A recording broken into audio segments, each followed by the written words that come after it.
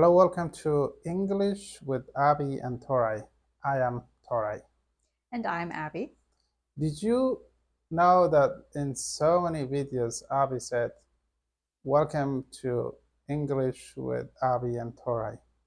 But there were there was only one person, so it was only Abby. But I am Torai. So this is this is we started together, and I really wanted to help people learn English because I know English is an important language to know, and it's also going to help us in life to succeed. But in this video, we are going to talk about a real English conversation. So We're going to have a real English yeah, conversation, yeah. not talk about an English conversation. Oh, we're going to have English conversation. That's good. So we are going to talk about our last trip. Mm-hmm. Yeah, let me show you. It's a nice. Yeah. Before we start talking about the city we went and visited, let's watch this video. So this video was about the city of Bolzano. Why did we go there? Because it is much cooler there, especially in the summer. In the mountains, it's in the Alps, the Italian Alps, specifically in the Dolomites. The Dolomites is the mountain range right there in Bolzano in This is part northern of Italy. Dolomites, yeah? Yeah, that we'll talk about that in a little bit. But Bolzano is about, it took us about 8 hours to drive there from Rome. And yeah, we went there because it's cooler, because we really enjoy the mountains. It's a beautiful city. You don't feel like you're in Italy at all. It's mostly German. People speak German there, but it's in Italy. They speak more German than Italian, Exactly. but they speak both. Yeah, it's I really like that city because like I think I saw one of the most beautiful um, nature view in Bolzano Mm-hmm. because I like the view of New York City or some other cities, but I really prefer a nature view. Like, so this is a nature view, what I'm saying, like, and also every city you go, you buy something. What do you call those? I always buy ornaments everywhere we Ah, go, and also, and also postcards. We usually buy postcards. I buy postcards and ornaments. Postcards are, yeah, like this is a postcard. It's just a picture usually that you send in the mail to someone, mhm, and it shows where you have been. It shows a picture of the place that you have been. I also buy ornaments. Ornaments are what you hang on a Christmas tree, and I always buy an ornament to remember a place that we have gone so that we take it out when we put up our Christmas tree and remember all of the trips that we've taken, and then you put them away, and then again you take them out next year, put them away, and so yeah. on and so forth. And what happened to your last ornament? Well, we went to Bolzano and then we went to Genoa, which is in northern Italy as well. And I bought an ornament there, but it broke because it was under the stroller and Yeah, then we collapsed the stroller and it was crushed. So, yeah, it was 100% my fault, and but also I put it under there. So yeah, I shouldn't have don't put it know under if the you stroller. did. I don't know if you did. I think I did. How did I put it back? Well, I mean, whatever. It happened and Yeah, that's okay. we cannot do. Yeah. But why did we go to Genoa? What is about Genoa? Genoa, we went there with some friends, and there is an aquarium there, the largest aquarium in Europe. An aquarium is where you can go see all types of animals that live in the ocean. Yeah, and it's the largest in Europe. And so we saw all different types of ocean animals like stingrays and sharks and seahorses and lionfish and clownfish and all types of tropical fish. We saw sea turtles and seals and dolphins and an octopus. That was really cool. And also Oh, jellyfish. oh, We saw penguins. So there are lots and lots of different things to see there. yeah. What was, and also we saw a boat. Was Yeah, very, we saw a pirate ship yeah, in Genoa. pirates. There's a pirate ship right next to the aquarium at the port in Genoa. And we asked someone what the purpose of the pirate ship is. And it is a replica of a 17th century pirate ship, which means that it's like a copy. It was built in 1985. It's a replica or a copy. It wasn't actually used as a pirate ship, but it was used in movies, in a Mhm. TV series, and also in a movie. It was built for a movie, I think, Oh wow, specifically, yeah. but it was also used in a TV series. And yeah, it was huge. Wow, wow, It was pretty yeah. cool. Olivia loved it. I know, She yeah. really wanted to go on it and see it. Yeah, we tried to go, but we could go, but we were just You're a too late. little bit late. Yeah, Yeah. yeah. They just closed a few minutes before we got there first with her. Mm-hmm. And what was your favorite part from this trip? We went to Bolzano and then we went to Genoa, and from Genoa on our way to Rome, we just stopped in no, not Pisa. Pisa, Florence. Is that part of Florence? No, Okay, it's in Tuscany, but it's not. It's a different city. It's yeah, Pisa. That's Pisa. where the Leaning Tower of Pisa is. And so we saw the Leaning Tower of Pisa, which I had seen before. This was my second time there, but that was your first time there. Yeah, that was my Yeah. first time. I saw so many videos and pictures of it. I said, I, can you believe that first I like when I saw that I said like where is this? Like I didn't know that's in Italy. Mm-hmm. I did because it's like one of the most popular tourist things that you know about. Like I feel like I don't even know when I heard about it. I feel like I've known about it forever. Um, Yeah, and there were like like the Leaning Tower of Pisa, like you so just many know. people were there. It Wow. was very crowded because it was summer.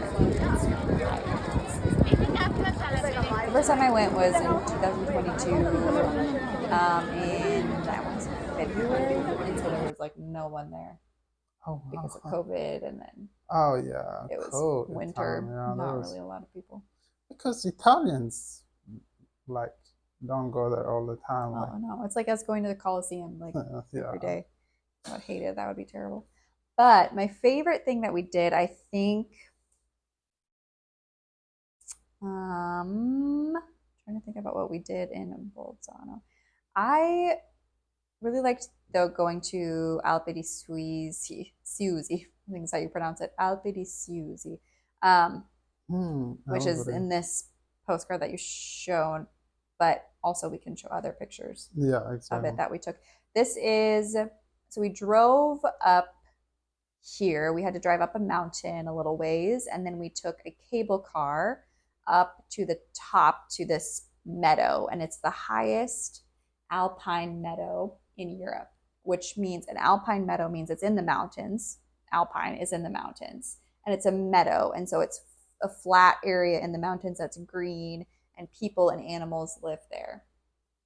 But it was Oh still surrounded by wow. mountains. It was up very high. I think it was 1,800 meters or something like that above sea level. I can't exactly remember. It does say on here 1,700 to 2,300 Oh wow. meters. But 2000. I don't think it's 2,300 because we weren't up that high. I think we were at 1,700 meters.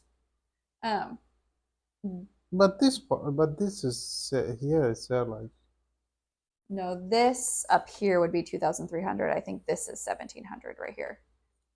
This part where the mhm. cows are. I think that was my favorite. That was really, really amazing and so beautiful. I really had no idea. Yeah. For me, the whole trip was my favorite. Mm-hmm. But I like there are, I think there were three parts. Like there is not one, it's just not one thing is my favorite. Going, yeah, going up there because that there was like that was new. Mm-hmm. I've not been there. Yeah, Mm-hmm. like this place was new. I never been there Mm-hmm. before. This was my favorite. But also my another my favorite was like just going with family. Mm-hmm. That was very good. Yeah, we took the first car to, cable car Mm-hmm. from Bolzano to go up. That was very Yeah, cool. you can see that. We did a video up there actually. You can watch that Yeah, video when yeah. we were at Sopra Bolzano, like So proud. Yeah. Bolzano, the town. Uh-huh. But another part like I really enjoyed was like the driving part. Mm-hmm. That's So, because you weren't the one driving. oh yeah, you drove. Yeah, that's So why you enjoyed it she so much. drove. Yeah, she drove all the way to Bolzano. I grew up in the US and I learned how to drive in the US when I was 16. And I learned how to drive an automatic. And I did not ever learn how to drive a manual car or use a stick shift.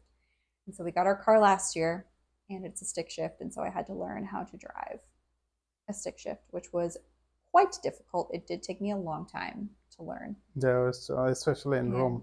And and driving in Rome is insane anyway. But I mean, like if you are Italian watching this, I mean, for you, for example, like if you are from Rome, you say like, yeah, well, it's just easy, come on. But for the people, they didn't grow up here and like just didn't drive for the first time, it's like very difficult, believe we me. have an Italian friend who also hates driving in Rome, so she like Yeah, refuses to do it. yeah, So she prefers I to don't take, refuse to do it. I yeah. don't enjoy it. If I don't have to, I won't. But Mm. anyway, what were you saying? Yeah, on our way from Bolzano to Geneva, there was a part of a road like for 50, well, yeah, 50, 60 kilometers. Mm-hmm. The road was just straight. And And if you drive, you know that's the hardest because it is so easy to just zone out and not watch or like see what's happening. You don't really, drive, so you don't know that. Yeah, they're. I think in the U.S. especially, they're like it's illegal to have a straight road. You have to have curves because otherwise drivers won't. Like it's so hard to pay attention for that long just going straight. that should be easy. Or even like, Mm-mm. No, because it's something to keep your brain engaged. well, what about the German highways? So like they're always straight. Like, I don't know. I've never driven in Germany. Just saying from experience. that I think then if people, that's why like probably that part was like a free speed. I don't know. Yeah, I think so. That you could go as fast as you can. Mm. But I think that's why in Germany, like there is people goes like 200 miles or like 360 kilometers per hour. Yeah. For I saw last video there was one driving 417 kilometers per hour. Mm. Okay. Well, let's get back on track. Yeah, I mean that was like I enjoy. Also, I had never been in Genoa. I really enjoyed my time in Genoa. Yeah, that was fine. The city But itself, I didn't know it was was so old and so old, and the buildings were so close together. There my was, I gosh. did not enjoy that city in itself as much. The aquarium was so cool. I really enjoyed the aquarium, but the city itself was, it reminded me of Naples. And it Hmm. was, the buildings were like this. The alleys were so close. The window in our Airbnb was like right up next to the other building. And there was There not was just any air no below. air. Like There's you, not any air. there was Yeah. no wind. And it was Yeah. so hot and humid, especially coming from Bolzano, which was amazing. Like the weather is beautiful, and the little we didn't stay in Bolzano. We stayed outside of Bolzano in this little town. I don't even know what the name of it was, but it was so cute, and it was there was not a lot of people there. There were not a lot of tourists there. They really only spoke German, and we spoke to them in Italian too. But Yeah, they understand three languages. yeah, and also English. We could have done English as Yeah. well. Most people there speak Yeah, English. they speak Italian, Germans, and English. I think that's Bolzano is probably the only city they are learning three languages. Well, what about the other cities and the other part of northern Italy that speak French? Do they also learn English? Italian, French, and English? Well, French, they don't like English, Mm, you know. yeah. And but But it was pretty amazing, hmm especially in Bolzano and in the mountains. exactly. When we were driving though to Bolzano, we got stuck in a rainstorm, Oh, and it was downpouring. It was pouring rain. It was like a torrential downpour. I could yeah. see it when we were driving, and I knew we were going to hit it. It was dark. That was so. You could see all the rain in Yeah, the you can mountains. watch the video of it. It was so. I mean, like honestly, You it was couldn't see. scary. But one thing I will say here, driving here, this is interesting. I've never seen anyone in the US do this when it is raining very, very hard. Everyone turns on their hazard lights, Hazard lights. and then the when all four blinkers are blinking, those are your hazard lights, and they turn them on when it's raining really, really hard. That's happened to me twice now that hmm we've been driving in the rain and you like cannot see anything, and everybody slows down a lot and then turns on your hazard lights, and so you can see and also know that everyone is driving really slowly. They also do that when if like there's a sudden stop on the highway, they turn their Exactly. hazard lights on so that people know that there's a stop. I've also never seen that done before. I didn't know that that was a thing. I think it's very smart. Yeah, because it shows. It just tells like serious Yeah, something like exactly. Like slow down. it's just not like There's a hazard ahead. Hazard, literally hazard. There's a hazard. It's hazardous. It's dangerous. yeah. Be aware. That's really what they're for, your hazard lights. So, hmm You know, we were just talking with our friend. He's from Italy. He said many people they know English, but it's mostly in their head. Like, mm-hmm, for example, they when they read, they understand, but when it comes to speaking and communicating, they they're not feel comfortable. They are not comfortable to doing that. So, and I think that's why it's so important to have a conversation. So that's why we did this video to just give you an idea of how a conversation looks like. mm-hmm. At a normal pace, normal conversation pace as well, not speaking too slowly Yeah, yeah, um, exactly. or adjusting words. Sometimes I naturally define words that I use when Mm-hmm. I'm speaking because I teach. I do that when I teach. And so if I Yeah, say a word, I'll naturally define it, which is then you can use the context of the sentence to understand what that word means. But yeah, but like we were at the park and we spoke Italian with like I can say like friends, like we know them for like 2 years now, mm-hmm, and I just I just told Abby that how much just speaking help us to learn. At the same time, you practice what you know, and you get better on speaking, but at the same time you also learn. mm-hmm, Yeah, if you have an opportunity to speak English, you better do that because that will help your English get better so um, mm-hmm, quickly. mm-hmm. But if you really like to have a conversation, maybe you can send a message to this Facebook, and I will definitely gonna respond at the possible time. Mm-hmm. Maybe we can set a time like we're just gonna have a conversation to help your English get better. So I think we are at the end. Mm-hmm. Thank you so much for watching. And next time when Abby said like welcome to English with Abby and Torai. So this is Torai and I will mostly will be behind the camera so I film I'll try. We will try our best. Also, someone said like, "Hey, can you buy why you don't buy a bigger whiteboard?" Yeah, and Yeah, we are working on that. yeah, we are working on that, and I promise you that you will experience that too if you stay with us. Yeah, I hope this video helps your English to level up.